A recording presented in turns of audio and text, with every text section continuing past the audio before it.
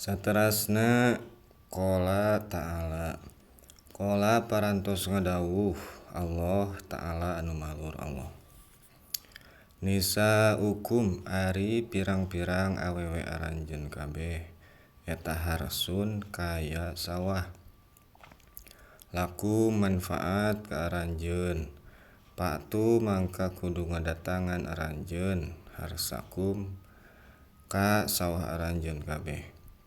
Ana bari kumaha bae eta syi'tum karep aranjeun. Waqaddimu jeung kudu ngaheulakeun aranjeun li anfusikum ka diri aranjeun. Al ayatu ari ieu eta pirang-pirang ayat. Ari ieu eta ayat. Wasababu nuzuli hadzil ayati jeung ari sabab turunna ieu ayat eta annal muslimina sanyanyana jalma-jalma muslim. Eta qalu parantos ngadawuh itu muslim. Sakieu heula. Saterasna saur musonib Allah ta'ala parantos ngadawuh dina Al-Qur'an.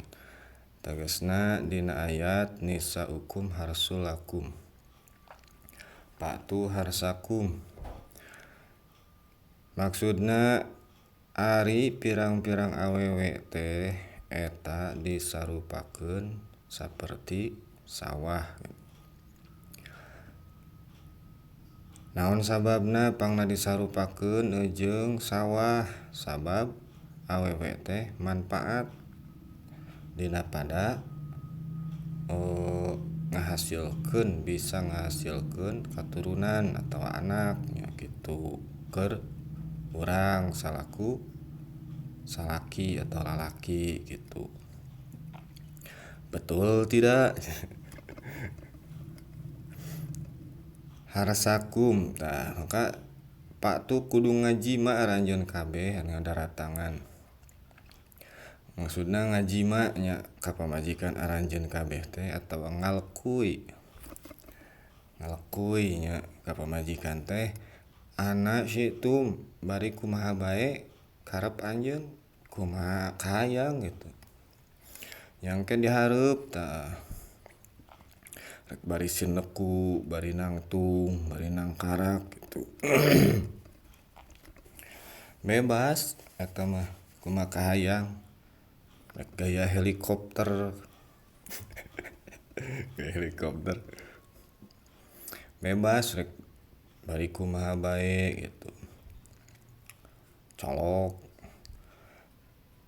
Asal ulah kanu tukang gitu. Tukang mah haram. Teu meunang.